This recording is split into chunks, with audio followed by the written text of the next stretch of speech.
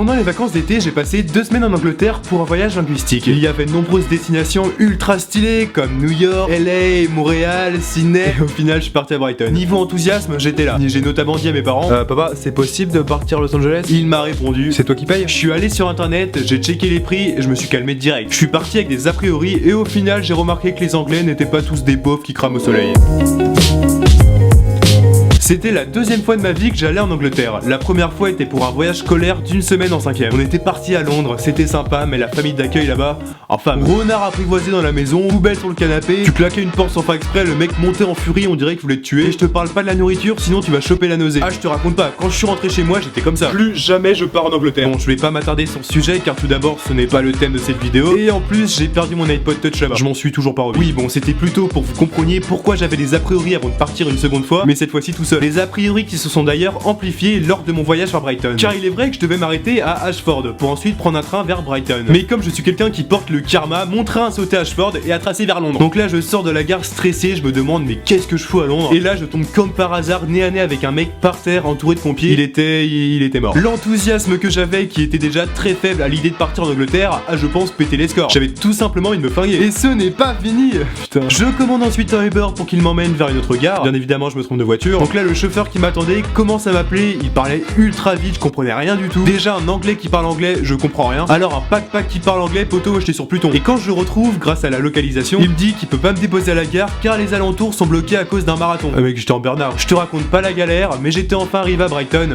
3 heures plus tard. Et c'est à partir de ce moment que j'ai pu découvrir qu'est-ce que vivre en Angleterre. Bon, déjà pour ceux qui ne le sauraient pas, l'Angleterre est un des 3 pays de la Grande-Bretagne, avec l'Écosse et le Pays de Galles. Appelé ainsi car un certain Mister Breton régnait sur ce territoire. Enfin, c'est ce qu'ils disent. Ah, pour moi, c'est juste la Bretagne dans 100 fois pire. Et qu'est-ce qu'il y a en Bretagne? Les beaufs, certes, mais également le mauvais temps, bien évidemment. Je sens déjà les Bretons dire dans les commentaires. Attends, c'est quoi ce connard? Il connaît même pas la Bretagne, il juge. Je suis également breton, donc je peux t'assurer que le Morbihan ça va. Mais alors le Finistère, on dit souvent que l'Angleterre est le pays de la pluie et du mauvais temps. C'est juste totalement vrai. Brighton est une ville située en bord de mer, donc c'est normal qu'il y ait un peu de vent. Non mais là sérieusement, avant de partir, j'étais comme ça. Ça va maman, on est en été, il va faire chaud, donc les manteaux tu peux déjà oublier. Par contre, mets beaucoup de maillots de bain et beaucoup de t-shirts. Plus de ça, il y a la mer, donc pour se rafraîchir, c'est nickel. Mais ce que j'avais oublié, c'est que été ou pas été, ça reste l'Angleterre. Et limite, dès que je posais un pied dehors le soir, j'avais l'impression de partir faire un tour de la Manche en jetpack à cause du vent, tout en étant congelé. Le combo des deux, c'est absolument atroce. Bon, j'exagère un peu, mais par contre, un conseil pour ceux qui veulent sortir le soir, ne vous coiffez pas. Ça ne sert strictement à rien. Je suis parti en Angleterre dans le but d'apprendre l'anglais, car oui, effectivement, je te une grosse chèvre. Ce qui veut dire que partir dans un pays dont tu ne connais pas la langue, tu peux très vite te demander qu'est-ce que tu fous là. À l'écrit, ça allait, mais par contre à l'oral, que ce soit la compréhension ou la prise de parole, c'était un massacre. Donc je te raconte pas l'ambiance quand je suis arrivé dans la famille d'accueil. Hi Nicolas. Hello. The trip went well.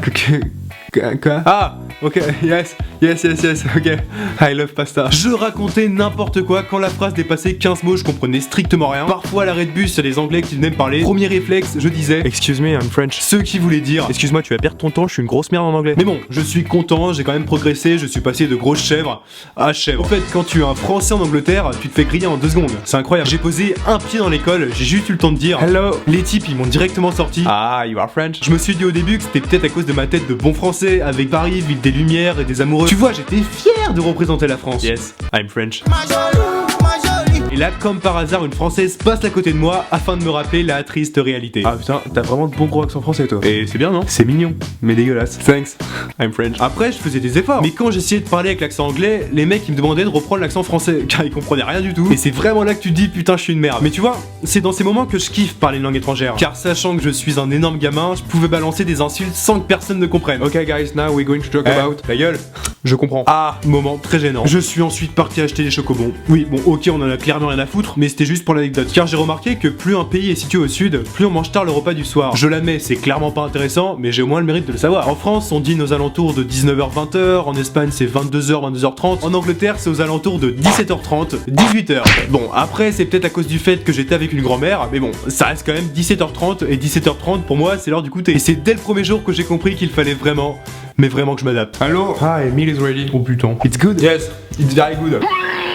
Une des grandes différences que j'ai pu remarquer entre la France et l'Angleterre est la manière d'appliquer certaines lois, notamment celle en fonction de la majorité. Elle est de 18 ans dans les deux pays, petit rappel. Je ne crache absolument pas sur le système français car celui-ci m'arrange parfois, mais on va dire qu'il est un peu plus laxiste sur les sujets. Interdiction d'entrer dans les bars pour les mineurs. Interdiction de vendre de l'alcool et du tabac aux mineurs. Si vous voulez, la France c'est Neuer, l'Angleterre c'est un bunker. Si t'es mineur et que t'essaies d'entrer dans un bar, un pub, comme disent les Britanniques, tu peux déjà oublier, tu vas te faire recaler aussi vite qu'Evra de l'OM. Hi guy. No. Et c'est la même en France, même si parfois ils ne te demandent pas ta carte d'identité car tu fais plus de 18 ans. En Angleterre, strictement jamais. Par contre, si tu es majeur, il n'y a aucun souci, tu peux rentrer. Que si tu fais ton âge. Ce qui veut dire que même si t'as 18 ans mais que tu possèdes une tête de prépuce, tu vas te faire recaler aussi vite que moi.